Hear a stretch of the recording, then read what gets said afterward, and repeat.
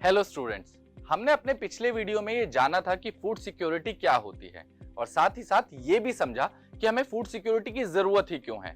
तो अब हमारे पास प्रॉब्लम तो है, पर उसका सॉल्यूशन क्या हो सकता है?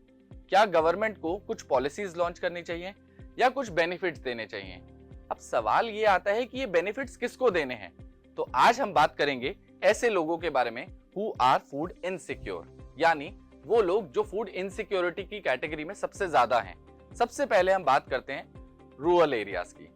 अब यहाँ पर जैसे ही आप गांव में जाते हैं तो सबसे पहले आपको कौन सी इकोनॉमिक एक्टिविटी दिखाई देती है? Agriculture, right? पर एग्रीकल्चर तभी पॉसिबल है जब आपके पास लैंड हो। उन लोगों को क्या जिनके पास लैंड ही नहीं है, यानी इस कैटेगरी में सबसे पहले आते हैं लैंडलेस लेबर।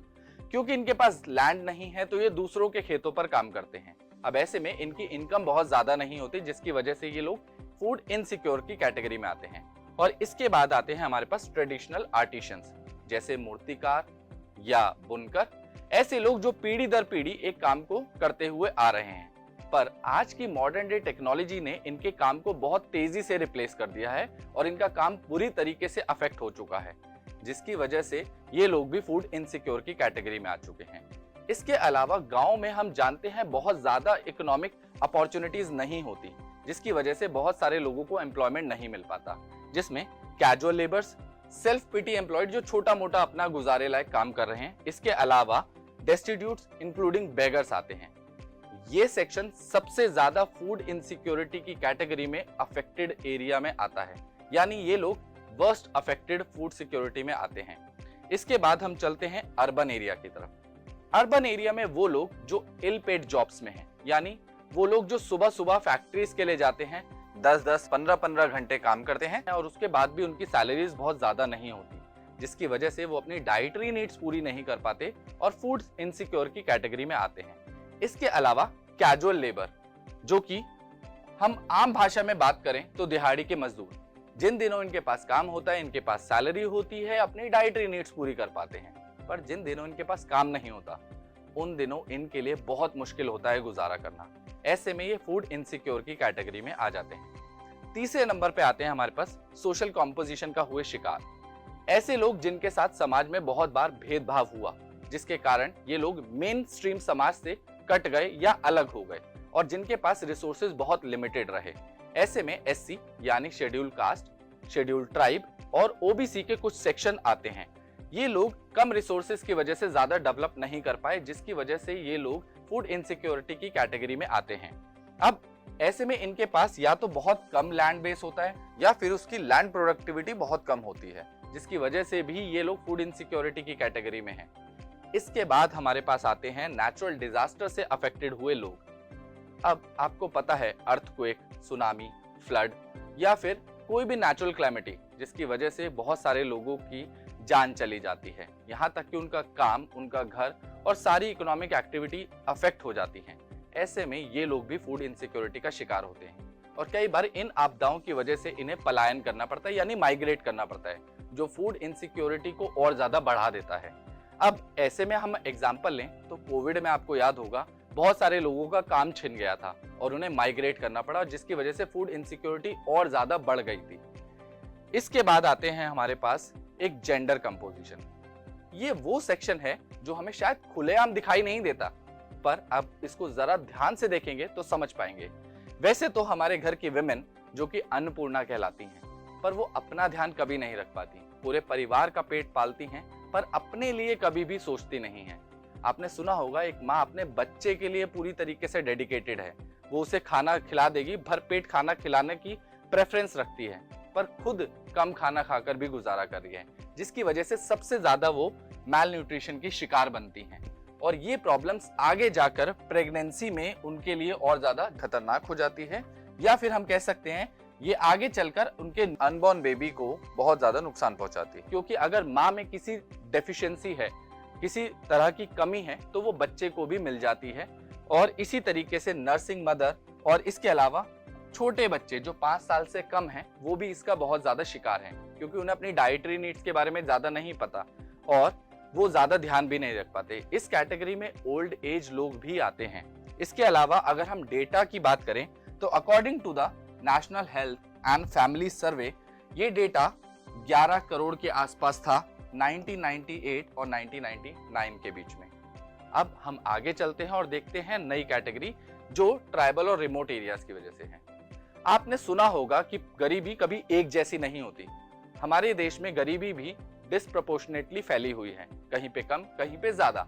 इसी वजह से फूड सिक्योरिटी भी डिस्प्रपोर्शनेटली है और फूड इनसिक्योरिटी की वजह से यहाँ पर कुछ एरियाज हैं जो वर्स्ट अफेक्टेड हैं, जैसे उत्तर प्रदेश के ईस्टर्न और south east part, Bihar, Jharkhand, Orissa, west Bengal, Chhattisgarh, some parts of Madhya Pradesh and Maharashtra, जहां पर पॉवर्टी ज्यादा है जिसके कारण से फूड इनसिक्योरिटी भी बहुत ज्यादा देखने को मिलती है। अब ये तो हुए कुछ कैटेगरीज, पर क्या इससे हमारी डेटा कंप्लीट होता है? क्या इससे हम आइडेंटिफाई कर सकते हैं कि फूड इनसिक्योरिटी में कौन कौन है? एक और इंडिकेटर है जो फूड इनसिक्योरिटी को बहुत बेहतरीन तरीके से दिखाता है, जिसे हम कहते हैं हंगर। हंगर एक नया एस्पेक्ट है, या हम कह सकते हैं एक ऐसा इंडिकेटर है जो फूड इनसिक्योरिटी को बहुत क्लियरली बताता है। अब फूड सिक्योरिटी के साथ साथ ये सिर्फ और सिर्फ ऐसा नहीं है कि पॉवर्टी को दर्शा रहा है, बल्कि ये पॉवर्टी अपने साथ भी लेके आता है। जैसे मान के देखिए कोई बच्चा है जिसकी बचपन से ही डाइटरी नीड्स पूरी नहीं हो पा रही हैं, जिसकी वजह से उसमें न्यूट्रिशन की कमी रहेगी, उसकी हेल्थ और मेंटल हेल्थ दोनों ही अफेक्ट होंगे, जिसकी वजह से वो बहुत ज्यादा ग्रो नहीं कर पाएगा और बहुत कम चांसेस है कि वो अपनी लाइफ में आगे चलकर बहुत कुछ अच्छा कर पाएगा और अपनी डाइटरी नीड्स को पूरा कर पाएगा। तो ऐसे में एक विशियस साइकिल क्रिएट हो जाता है जो बहुत ज्यादा अफेक्ट करता है। ऐसे में सबसे ज्यादा जरूरी है, अगर हमें फूड सिक्योरिटी को अटेन करना है तो हमें हंगर को एलिमिनेट करना पड़ेगा। साथ ही साथ हमें आने वाली फ्यूचर हंगर को भी कंट्रोल करना पड़ेगा। अब हंगर सिर्फ एक तरह की नहीं, हंगर दो तरीके की होती है। पहली हंगर है क्रॉनिक हंगर और सेकंड है सीजनल हंगर। आइए इन्हें डिटेल में समझते हैं। सबसे पहले हम बात करेंगे क्रॉनिक हंगर के बारे में। क्रॉनिक हंगर को हम समझते हैं क्रॉनिक डिजीज से। क्रॉनिक डिजीज जैसे एक दिन में नहीं होती, पर ये बहुत लंबे समय तक परसिस्ट करती हैं। ऐसे ही क्रॉनिक हंगर एक दिन में नहीं आती है। इसके पीछे मुख्य कारण है इनसफिशिएंट डाइट। अब आपकी डाइट में बहुत बार क्वांटिटी या क्वालिटी की कमी रह जाती है, जिसकी वजह से आपकी न्यूट्रिशनल नीड पूरी नहीं हो पाती। अब ऐसी प्रॉब्लम आती है पुअर लोगों के साथ। पुअर पीपल की इनकम बहुत ज्यादा नहीं होती, जिसकी वजह से ये सबसे ज्यादा सफर करते हैं, क्योंकि ये लोग परचेज नहीं कर पाते बेटर क्वालिटी ऑफ फूड, जिसकी वजह से इनकी न्यूट्रिशनल डाइट पूरी नहीं हो पाती। नेक्स्ट हम बात करते हैं सीजनल हंगर की। सीजनल हंगर ज्यादातर उन लोगों के साथ देखी जाती है जो सीजनल नेचर के कामों के साथ जुड़े हैं। ऐसे लोग जो सीजनल एम्प्लॉयमेंट में हैं, यानी किसी पर्टिकुलर सीजन में उनके पास काम है तो पैसा होगा और साथ ही साथ वो अपनी डाइटरी नीड्स को पूरा कर पाएंगे। पर जिस सीजन में उनके पास पैसा नहीं होता, काम नहीं होता, तो ऐसे में इनकी डाइटरी नीड्स अधूरी रह जाती हैं। अब ऐसे में सबसे पहले रूरल एरियाज की बात करें तो एग्रीकल्चर लेबरर, क्योंकि एग्रीकल्चर सीजनल एक्टिविटी है।